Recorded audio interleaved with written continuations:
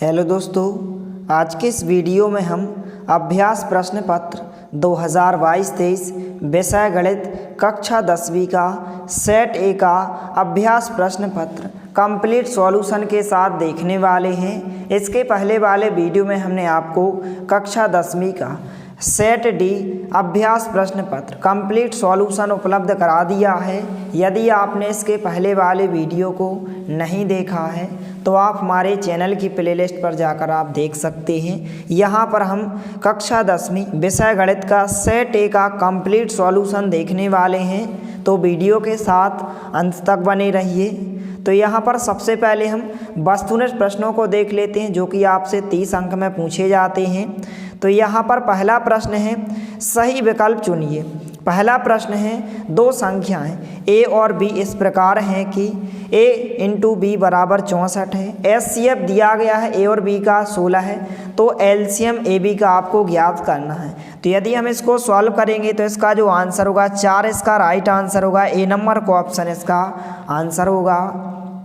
दूसरा क्वेश्चन है, यदि किसी द्विघात बहुपद ax वर्ग प्लस bx प्लस c के शून्यक अल्फा और बीटा हों तो अल्फा इंटू बीटा का मान होगा तो कितना होता है? c/a होता है। ए नंबर को ऑप्शन इसका राइट आंसर होगा। इसके बाद जो है तीसरा क्वेश्चन है, यदि a1/a2 बराबर होता है b1/b2 के बराबर होता है c1/c2 के, तो रैखिक समीकरण युग्म a1x plus b1y plus c1 बराबर 0 तथा a2x plus b2y plus c2 बराबर 0 का यहाँ पर हल होगा। तो यदि यहाँ पर तीनों चीज़ें बराबर होती हैं तो इसमें क्या होते हैं? अनंततः अनेक हल होते हैं। क्या होते हैं? अनंततः अनेक हल होंगे। यहाँ पर सी नंबर को ऑप्शन इसका राइट आंसर होगा। इसके बाद जो है प्रश्न क्रमांक 4 दिया गया है, श्रेणी इस प्रकार से दी गई है 6, 12, 18 का कौन सा पद 54 है? तो यहाँ पर नवा पद होगा। सी नंबर को ऑप्शन इसका उत्तर होगा। और इसी तरह आप यदि और अन्य सभी विषयों के सभी सेट जो आपको 4 सेट मिले हैं स्कूल के द्वारा, उनका सॉल्यूशन यदि आपको चाहिए तो आप हमारे चैनल को सब्सक्राइब जरूर करें, क्योंकि यदि आप सब्सक्राइब नहीं करेंगे तो हम यदि कोई भी वीडियो डालेंगे तो इसकी नोटिफिकेशन आप तक सबसे पहले पहुंचेगी, इसलिए आप सब्सक्राइब जरूर करें। इसके बाद 5वां प्रश्न है इस प्रकार से, त्रिभुज एबीसी में AB बराबर 6 करनी 3 सेंटीमीटर, AC बराबर 12 सेंटीमीटर और BC बराबर 6 सेंटीमीटर, तब कोण B का मान होगा। तो यहाँ पर 4 ऑप्शन दिए गए हैं, तो कोण B का मान कितना होगा? 90 अंश होगा। सी नंबर को ऑप्शन इसका राइट आंसर होगा। इसके बाद जो है प्रश्न क्रमांक 6 है, दो बिंदुओं A x1 y1 और B x2 y2 के बीच की दूरी का जो सूत्र होता है इस प्रकार से होता है, AB बराबर √x2 माइनस x1 का वर्ग प्लस y2 माइनस y1 का वर्ग। ए नंबर को ऑप्शन इसका राइट आंसर होगा।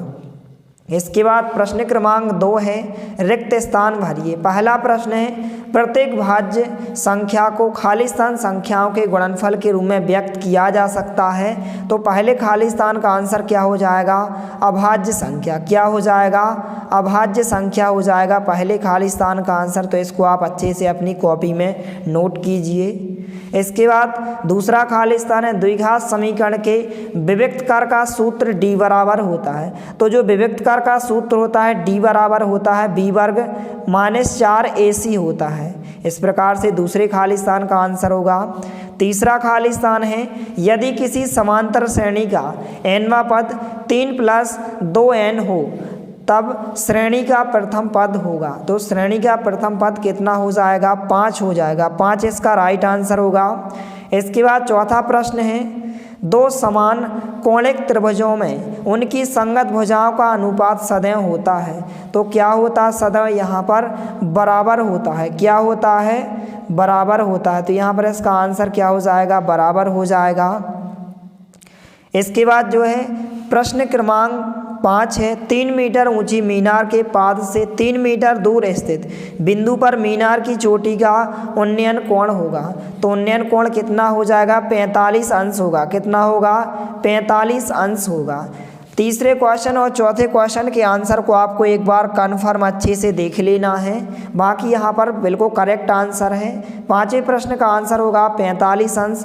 इसके बाद जो है प्रश्न 6 इस प्रकार से दिया गया है, वृत्त को दो बिंदुओं पर प्रतिच्छेद करने वाली रेखा को कहते हैं। तो क्या कहते हैं इसे? छेदक रेखा कहते हैं। क्या कहते हैं? छेदक रेखा कहते हैं। सभी विद्यार्थियों से निवेदन है कि यदि आप हमारे चैनल पर नए हैं तो प्लीज़ चैनल को सब्सक्राइब कीजिए, क्योंकि यार जो है वीडियोस बनाने में बहुत ज़्यादा मेहनत लगती है। इसके बाद जो है नेक्स्ट क्वेश्चन है, प्रश्न क्रमांक 3, सही जोड़ी बनाइए। स्तंभ फर्स्ट और स्तंभ सेकंड इस प्रकार से स्तंभ दिए गए हैं। पहला है 1 प्लस कॉट वर्ग थीटा, तो क्या होता है? कोसेक वर्ग थीटा होता है, F नंबर से आपको मिलाना है। दूसरा है सेक थीटा, तो सेक का उल्टा क्या होता है? कॉस थीटा होता है, तो ए नंबर से आपको मिलाना है 1 कॉस थीटा।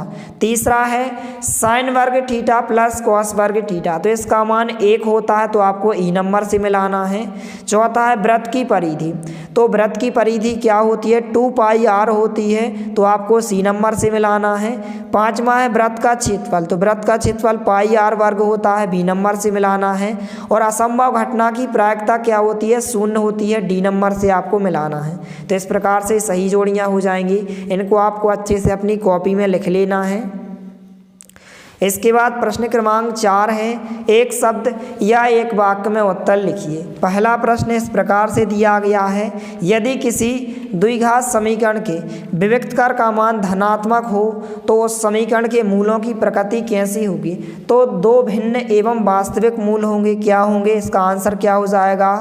2 भिन्न एवं वास्तविक मूल। तो इस प्रकार से आपको उत्तर में क्या लिखना है? 2 भिन्न एवं वास्तविक मूल। क्या लिखना है? 2 भिन्न एवं वास्तविक मूल इसका राइट आंसर होगा पहले प्रश्न का।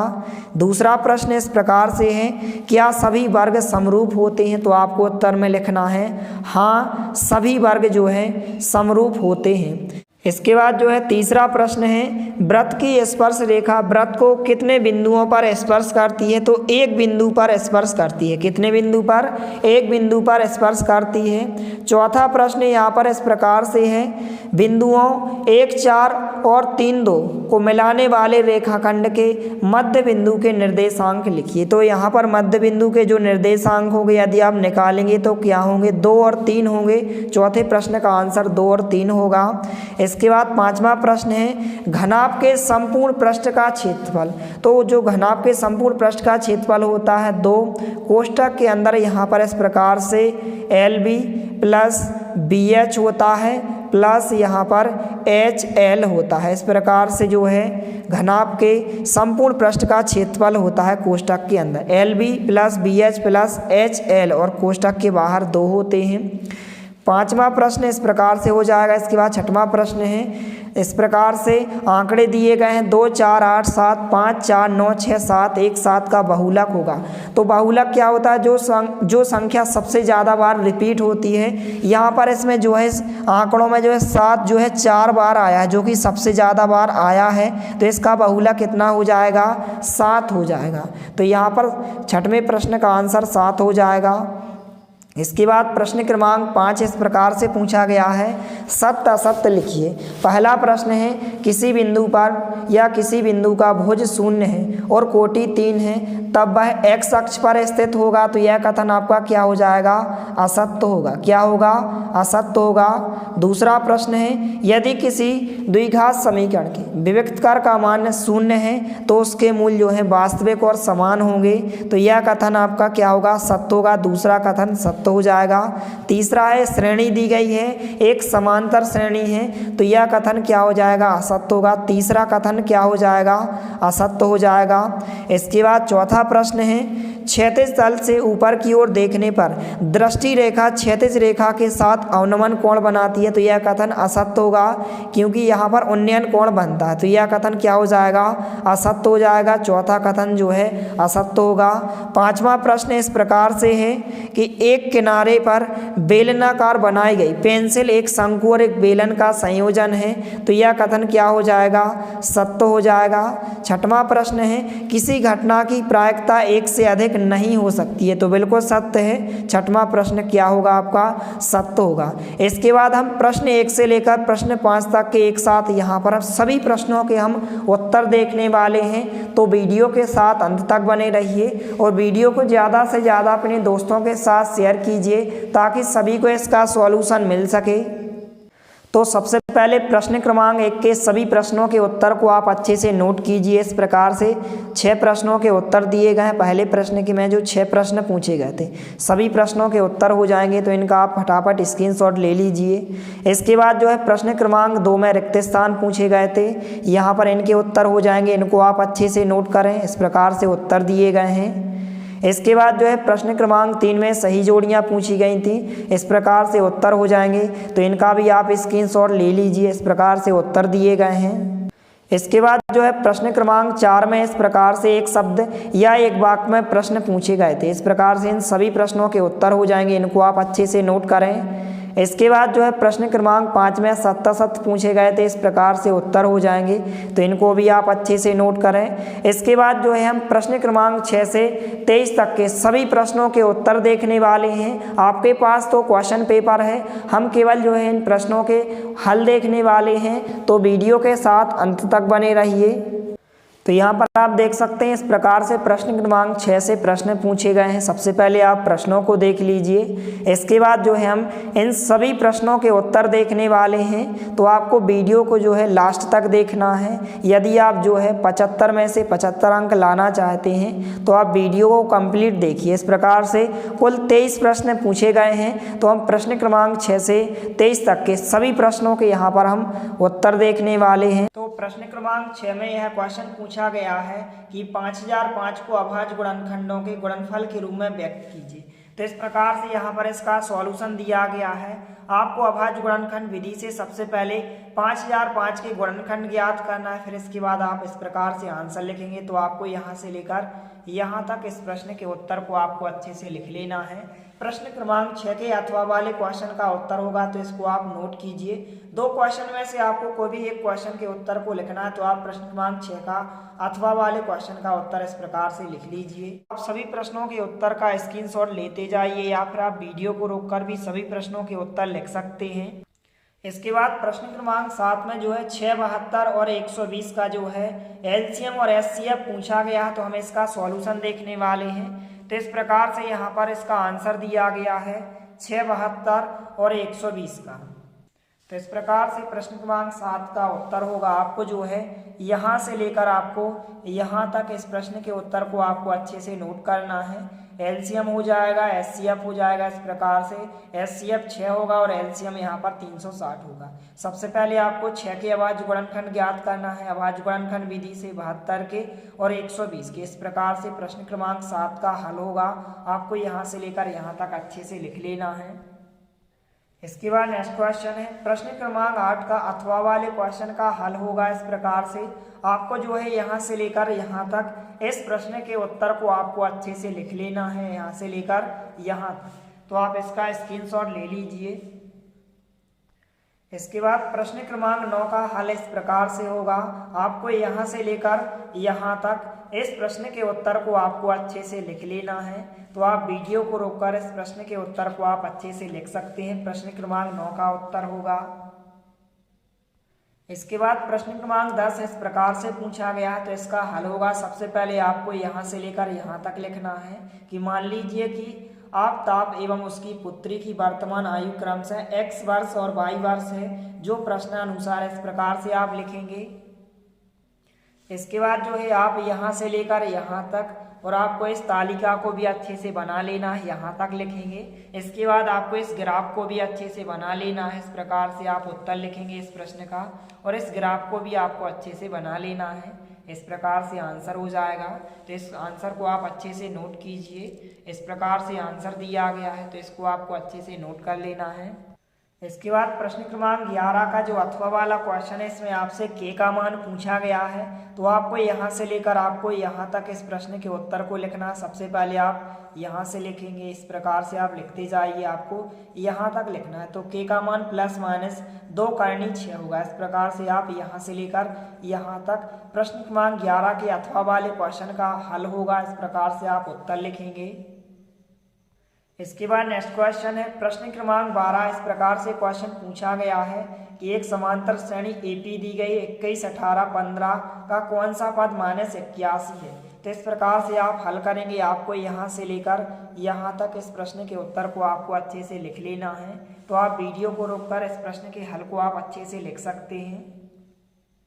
इसके बाद प्रश्न क्रमांक 14 का जो अथवा वाला क्वेश्चन है, इसमें जो है आपसे बिंदु -5, 7, -1 और 3 के बीच की दूरी पूछी गई है। तो इस प्रकार से इसका हल होगा। इस प्रकार से दूसरा क्वेश्चन पूछा गया है। तो आपको जो है यहाँ से लेकर आपको यहाँ तक इस प्रश्न के उत्तर को आपको अच्छे से लिख लेना है। इस प्रकार से आप सूत्र लगाएंगे। यहाँ पर x1, x2, y2, y1 का मान रखेंगे और सॉल्व करेंगे तो दूरी का मान 14 करनी 2 मात्रक होगा। तो आपको यहाँ से लेकर यहाँ तक प्रश्न क्रमांक 14 के अथवा वाले क्वेश्चन का आंसर होगा। इसको आपको अच्छे से लिख लेना है।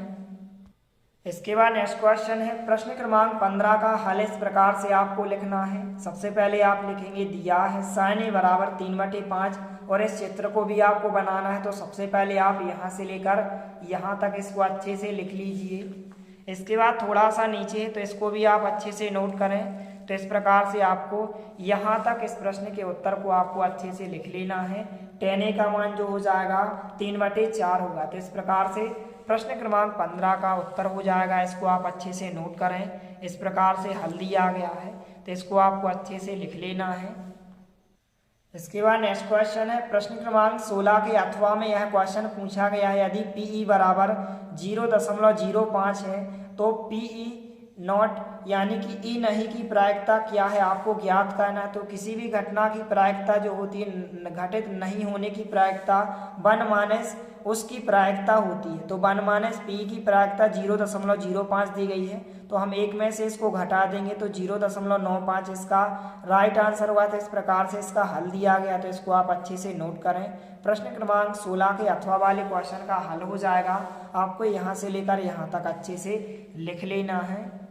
जो है प्रश्न क्रमांक 17 के अथवा में यह क्वेश्चन पूछा गया कि 20 बल्बों के एक समूह में 4 बल्ब खराब हैं। इस समूह में से एक बल्ब यादृच्छिक निकाला जाता है। इसकी क्या प्रायिकता है कि बल्ब खराब होगा।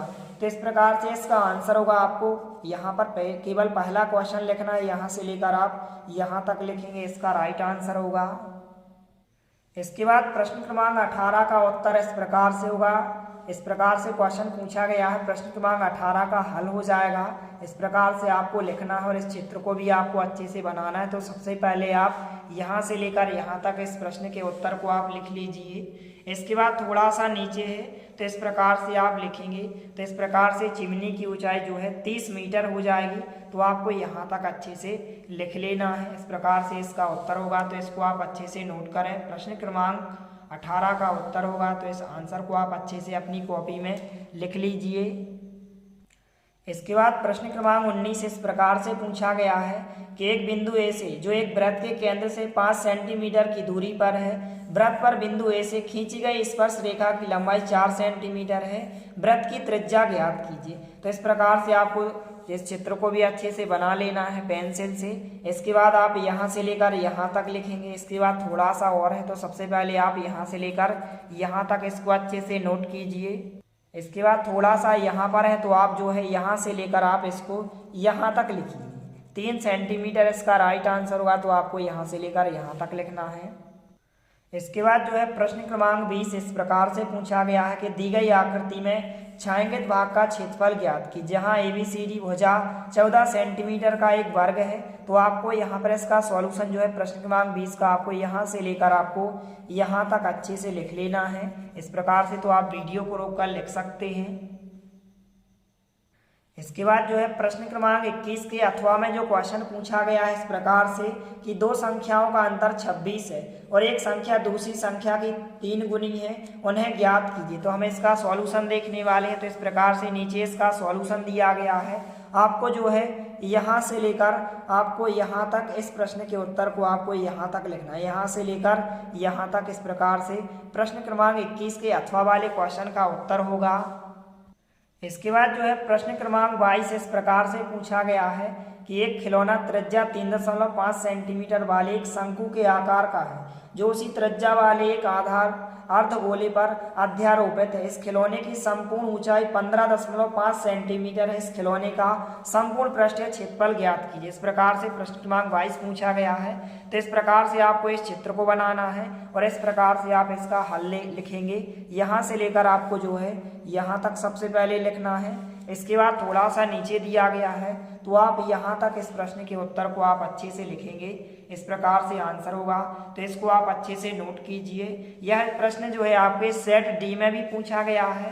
तो इस प्रकार से सेट डी का जो हमने सॉल्यूशन उपलब्ध करा दिया है।